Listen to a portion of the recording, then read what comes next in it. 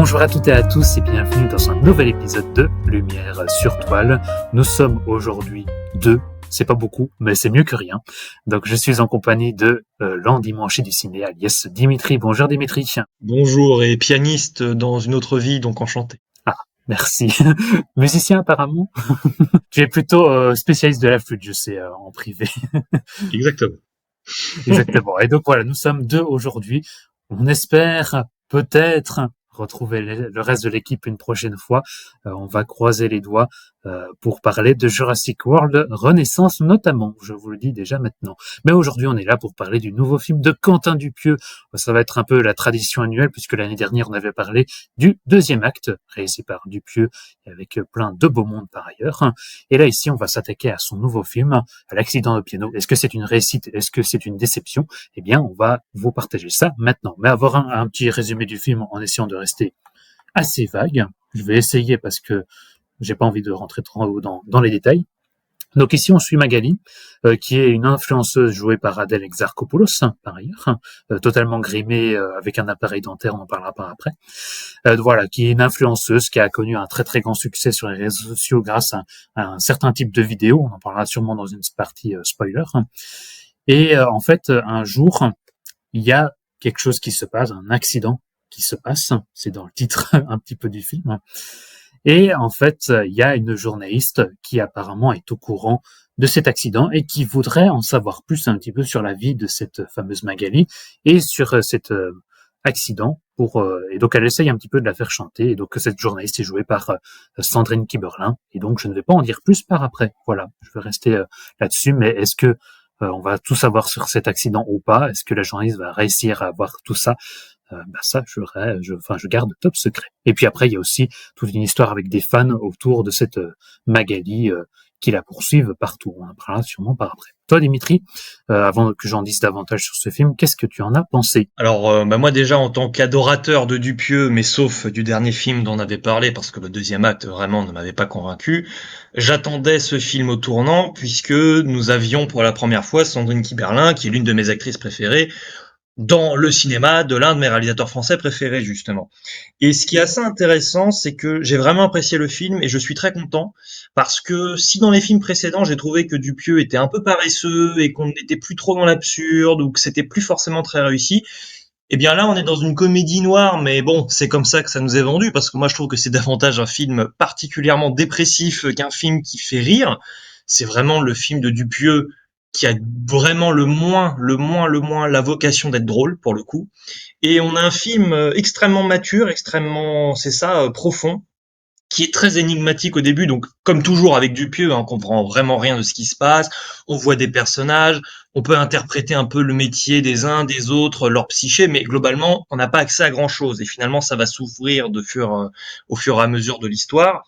Mais on bascule vers, c'est ça, quelque chose de beaucoup plus dramatique. Et en fait, j'ai accepté avec ce film que le maître, on va dire, un peu de l'absurde en France, ne joue plus du tout dans cette catégorie, en fait. Parce que l'absurde, c'est plus du tout son propos. Ou tout du moins, c'est plus l'absurde, la définition que j'en donnais jusque-là de Dupieux. Là, on est dans un absurde, si l'on veut, dans le sens où là, en fait, le réel est devenu absurde, en fait, pour Dupieux. Donc, il n'y a plus vraiment de décalage. Là, on est vraiment dans la définition pour moi de Dupieux. Là, c'est l'absurde, c'est devenu pour lui le réel amplifié dans le négatif, en fait. Donc, film passionnant et j'ai hâte d'avoir ton avis pour qu'on en discute parce que c'est un film très riche. Certes, il y a des moments, je trouve, d'humour plutôt en fin de métrage, mais c'est un film qui est profondément pessimiste sur notre monde. Tu sens que c'est quelqu'un qui est Dupieux, qui a été marqué, qui est de plus en plus marqué par tout ce qui se passe ici. Et il a toujours dit que bon, le cinéma, c'est pas que ça ne servait à rien, mais c'était, voilà, il fait des films et il ne sait pas parfois quel est l'intérêt, l'utilité. Et donc là, ici, voilà, c'est très très pessimiste par rapport déjà aux réseaux sociaux où il y a quand même une critique qui est là avec ce personnage d'Adèle Exarchopoulos qui fait des vidéos au contenu plutôt douteux mais qui fonctionne du tonnerre. Il y a toute cette critique-là. Il y a un peu une critique, je pense, du monde du journalisme par ailleurs, avec parfois des journalistes qui cherchent un peu le scoop ou qui essayent d'avoir une certaine notoriété grâce à quelque chose qui est pas forcément très joyeux. Donc bref, il y a tout ce côté-là, donc il y a plein de domaines, plein de thèmes, et puis après voilà, moi j'aimerais qu'on revienne d'abord peut-être sur ce personnage d'Adèle Exarchopoulos, voilà, ce personnage de Magali, enfin ou Magaloche, c'est son nom sur les réseaux sociaux. Déjà ce nom, voilà, je vais pas dire c'est vendeur, mais c'est quand même assez étonnant. Mais déjà, c'est Adèle Exarchopoulos, moi je m'attendais pas à la voir dans un film pareil, à avoir une telle transformation physique avec les cheveux courts. Elle a un appareil dentaire, elle a une minerve, elle a un plâtre, enfin, elle est vraiment pas très très belle. Et pourtant, elle a un succès fou sur les réseaux sociaux. Et donc voilà, non, je trouve que c'est un film qui est vraiment plein d'idées, qui décrit bien l'état d'esprit de Dupieux actuellement. Ouais, non, c'est vraiment un film unique dans sa filmographie, quoi. Vraiment. Toi, je sais pas ce que tu as envie de réagir par rapport à quel point, mais c'est vrai qu'il y a tellement de choses sur lesquelles on pourrait réagir, même si je pense que c'est un film qui est plus dédié, c'est ça que je voulais dire, plutôt aux fans de Dupieux qu'à un nouveau public. Moi, je conseillerais plutôt de découvrir ses précédents films comme Le Dain, comme Fumer fait tousser, comme Incroyable mais vrai, par exemple, ou même Réalité, Mandibule, que c'est de un bon commencer. point de départ peut-être, pour pas être Ou trop choqué. peut-être Mandibule, par exemple, mais voilà, commencer par des films comme ça, puis arriver sur celui-là, parce que pour moi, ça résume un petit peu toute l'essence de Dupieux. Et je pense que tu es d'accord avec moi, Dimitri, sur ce point-là. Oui, c'est ça, c'est que là, encore une fois, bon, de toute façon, l'avis sur un film, c'est très subjectif et ça dépend également beaucoup de qui on est, en fait, en tant que spectateur. Et là, c'est vrai que pour le coup, je ne vais pas me prétendre spécialiste de tous les réalisateurs, réalisatrices du monde, mais là, pour le coup, c'est vrai que si on ne connaît pas Dupieux, j'ai peur qu'on soit vraiment décontenancé au point de ne pas comprendre le tour de force par rapport à sa filmographie, justement. Et oui, je suis complètement d'accord avec toi, en fait, c'est un film profondément misanthrope, en fait, et c'est pas seulement envers les journalistes, envers les influenceuses ou ce que vous voulez.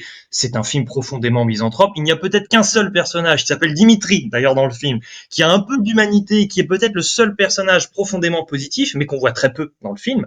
Mais sinon, c'est une critique des humains, mais c'est assez violent, hein, parce qu'en fait, la critique, c'est intéressant, c'est que l'humanité, globalement, serait dans un délire obsessionnel de vouloir se mettre en avant. Et ça, c'est intéressant. Et c'est intéressant par rapport à Dupieux, parce qu'en effet, donc Magali ici, son pseudo, c'est Magaloche. Quentin Dupieux, il a un pseudo lui aussi. C'est quand même Monsieur Oiseau en tant que lui, bon, DJ et tout ce que vous voulez, compositeur, mais c'est intéressant parce que bon, on a quand même un corbeau dans l'histoire, Monsieur Oiseau, il y a quand même tout un questionnement en fait à avoir et si on est vraiment intéressé par la personnalité en fait de l'artiste au-delà de sa filmographie, je trouve que c'est un film profondément fascinant. Et alors, je sais pas ce que tu as pensé du look, vraiment la visuelle d'Adèle Exarchopoulos, mais c'est franchement très ingénieux parce que ce soit même dans sa voix d'ailleurs, où on reconnaît un peu ce qu'elle a déjà joué chez Dupieux avec Mandibule, avec une voix quand même très particulière, ou même physiquement, où déjà dans Fumer fait tousser, elle avait une sorte, enfin on a l'impression que sa coiffure, ça sort des années 60, ou qu'elle a un manche à balai sur la tête, enfin pas un manche à balai, plutôt le balai sans le manche plutôt, donc c'est très particulier, donc il y a une atmosphère qui est vraiment à la fois c'est Dupieux et à la fois on s'en détache parce qu'il évolue, il mue et je sais vraiment pas vers où il va, mais j'ai hâte de suivre vers là où il nous emmène, je t'avoue. Parce qu'avant, c'était vraiment de l'absurde poussé à son paroxysme. Moi, je pense à un film comme Dali. Bah, on était vraiment dans de l'absurde à son maximum avec déjà ce personnage surréaliste. Bah, ça s'y prêtait très bien. Des films comme Fumer fait tousser, c'était un peu je vais pas dire que c'était de la science-fiction, mais on était un peu dans ce domaine-là. Dans Incroyable mais vrai, c'était un petit peu de l'absurde du quotidien avec ce que je ne dévoilerai pas si vous n'avez pas vu ce film, par ailleurs que je vous recommande. Mais donc voilà, là ici c'est vraiment l'absurde du quotidien et tout ça avec vraiment une force. Ouais, et puis ce personnage d'Alex Arcopoulos, en fait, c'est Dupieux en partie. Hein. Je pense qu'il s'est vraiment un peu, enfin pas totalement. Je veux dire, il y a des choses qui sont un peu différentes de lui, mais je veux dire, il y a quand même des traits de caractère où parfois il se demande à quoi sert mon art. Est-ce que je suis pas le vilain petit canard du cinéma français actuellement? Est-ce que euh, à- et oui, là ici, elle fait des vidéos au contenu un peu sensationnel, mais quel est le sens derrière tout ça? Et donc lui, Dupieux s'est toujours questionné sur le sens de l'art, le sens du cinéma, alors que quand on voit ici tous les conflits qui ont lieu actuellement, parfois on se dit est-ce que ça ne paraît pas un peu dérisoire d'aller au cinéma ou de produire une œuvre de cinéma? Donc t'as tout ce côté-là que moi je retiens d'Adèle Exarchopoulos, même si je pense qu'il y a encore d'autres points aussi qui sont intéressants dans son personnage. Hein. Et surtout que tu parles de sens, mais ce qui est très intéressant avec son personnage, et ça nous expliquait assez vite dans le film, c'est qu'elle est insensible en fait aux douleurs physiques. Et du coup, c'est très intéressant parce que cette insensibilité va vraiment avoir une évolution et une sorte de mutation même au cours du film. Et on ne sait pas où l'on va, en fait. On ne sait pas dans quelle proportion ça va avoir des conséquences. Et en effet, je pense qu'évidemment, le personnage d'Adèle Exarchopoulos, pour sa définition de l'art, c'est en grande partie Dupieux. C'est pas que Dupieux, hein, bien sûr, mais en grande partie sur cette question-là. Et puis, quand même, je pense qu'il y a un parallèle tout trouvé. C'est-à-dire que Quentin Dupieux, c'est un réalisateur qui nous propose un, voire deux films par an. On va dire que tous les 2 ans, on a 3 films de sa part, ce qui est quand même extrêmement fréquent. Et là, on est en présence d'une influenceuse qui a un peu un besoin maladif de contenu, c'est-à-dire qu'elle est là à vouloir passer toujours à l'œuvre suivante et ça questionne un peu sur ton existence, quand même, mine de rien. Et ce qui est très intéressant, moi, ce que j'ai beaucoup aimé avec ce film aussi, c'est que ça traite énormément de la question de la surinterprétation aussi.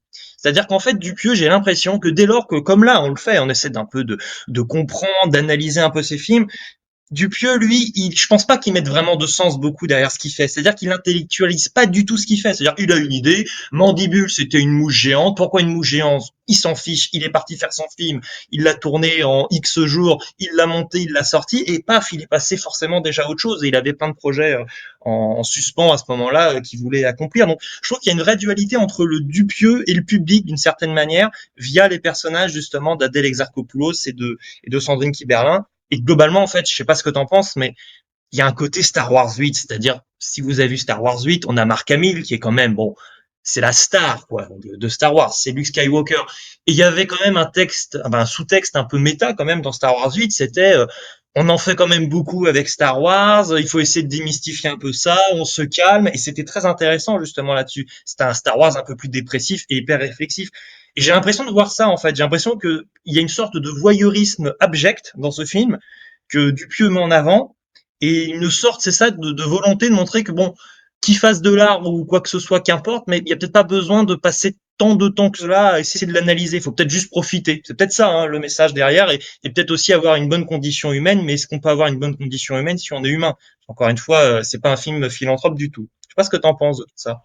Ouais, non, je trouve ça intéressant. Et puis la question qu'on peut légitimement se poser, c'est est-ce que Dupieux va continuer à faire du cinéma après un film comme ça aussi, oui, aussi fort au niveau des significations, au niveau de son personnage principal.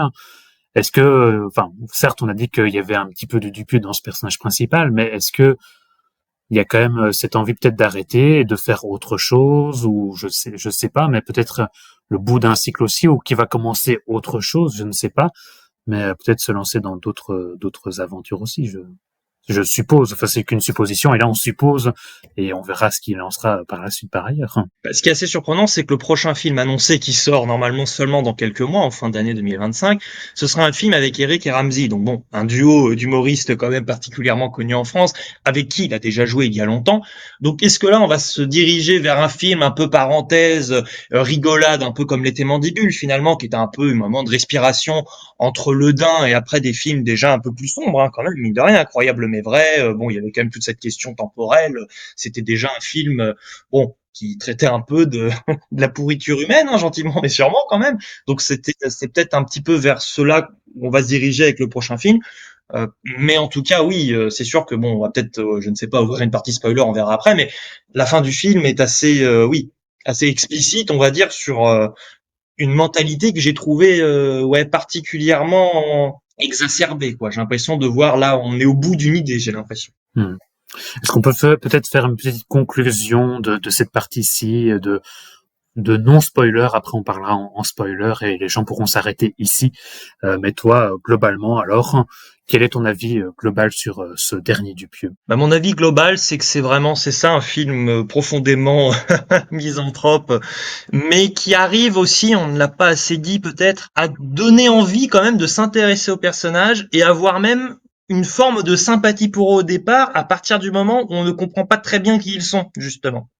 Et moi, j'avoue qu'au début, j'avais une certaine sympathie pour le personnage d'Adèle Exarchopoulos, pour le personnage de Sandrine Kiberlin, même si après, forcément, ce sentiment, on va dire, oui, pas forcément d'identification, mais bon, disons de respect des personnages, il a tendance à s'émousser en cours de film. Mais c'est assez curieux. Je trouve que tout ce qui entoure le personnage de Sandrine Kiberlin est assez intéressant parce qu'elle a tendance à répéter des phrases qui génèrent une envie, en fait, de s'intéresser à ce personnage et quand même aussi cette fascination du fait que comme il y a beaucoup de relations intéressantes entre les personnages, on a envie que chacun reste un peu sain et sauf, on va dire ça comme ça, pour aller au bout d'une idée. Mais Dupieux, c'est pas trop son principe, en fait, parce que Dupieux, lui, on l'a déjà constaté plusieurs fois, il aime bien finir ses films au moment où ça pourrait continuer.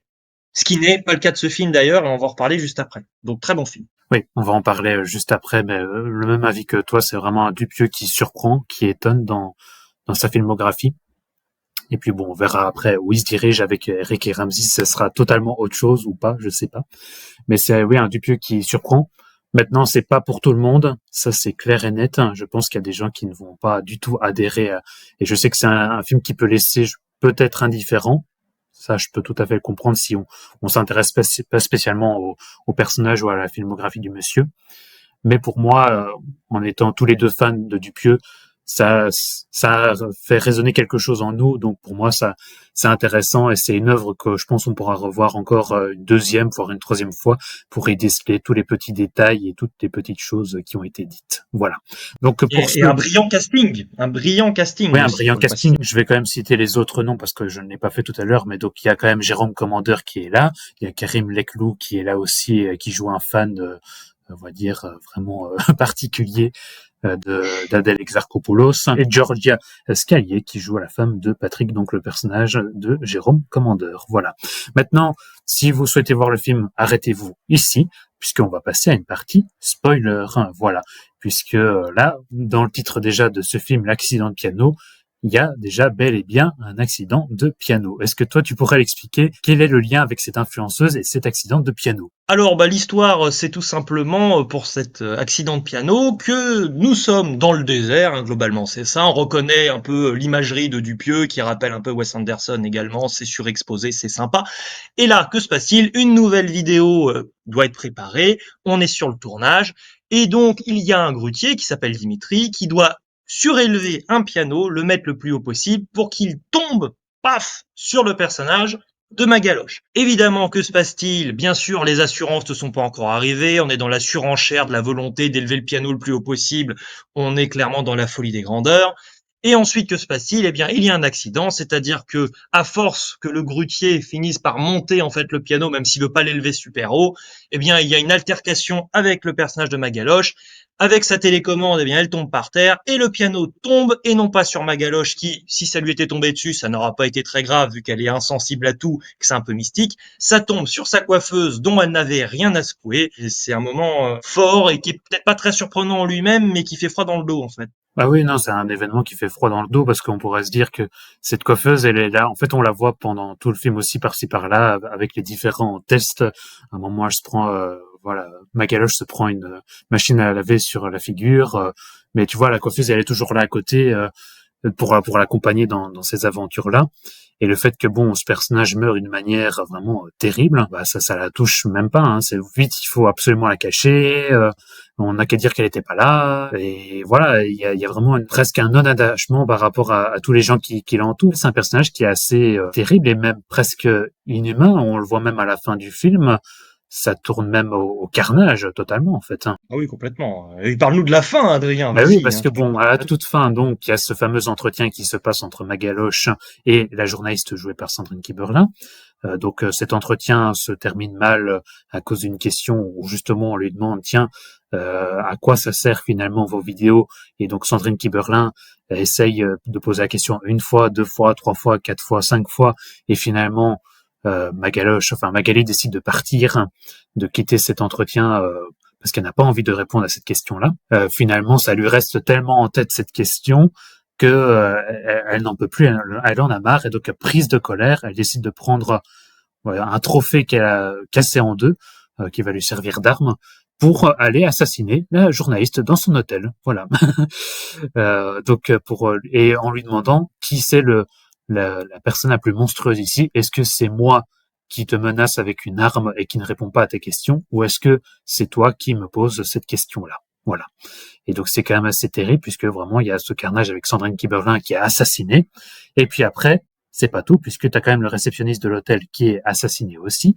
Et là, une femme de ménage qui était là aussi, qui est tuée également. Donc voilà, c'est vraiment elle tue tous ces gens de sang-froid avant d'avoir une fin assez terrible où Adèle Exarchopoulos, enfin Magali, retourne chez elle et décide de se donner la mort. Voilà.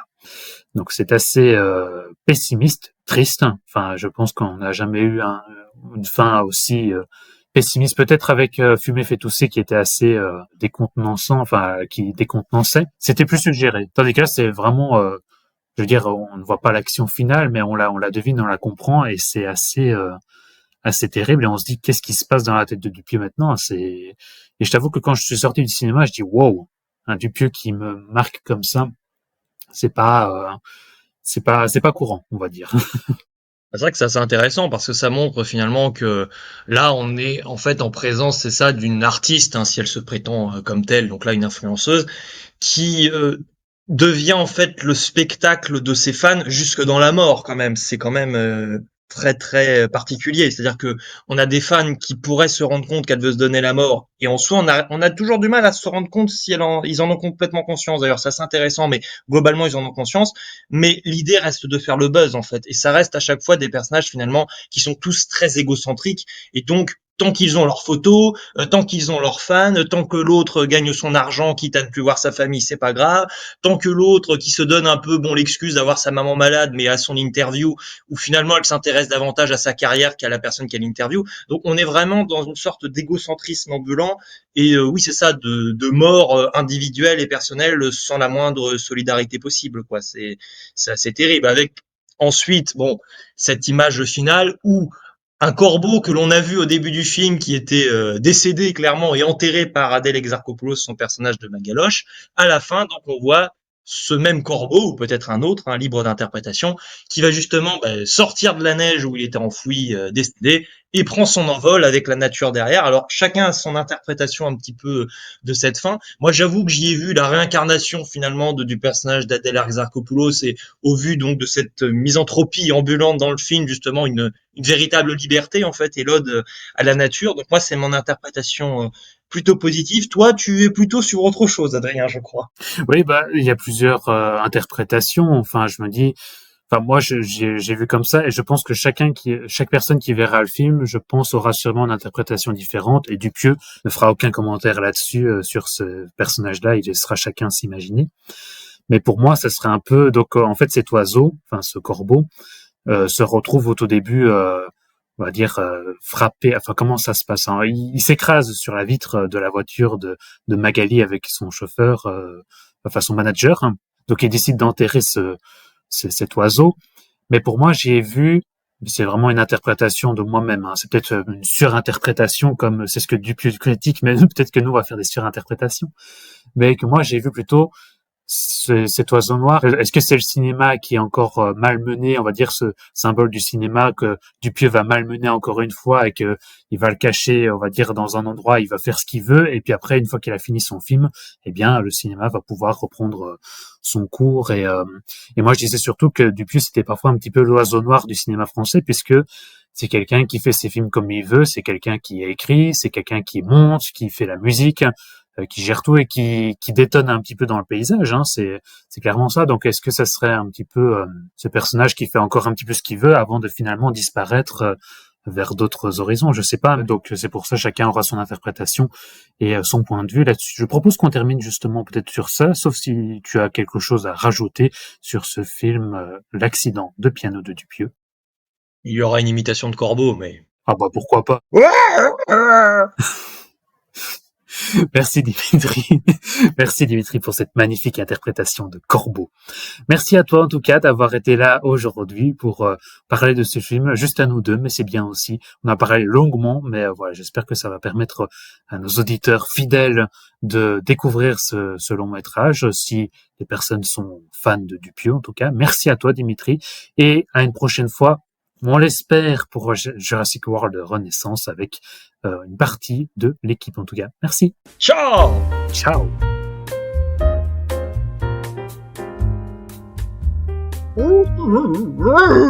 Un corbeau malade. Corbeau malade.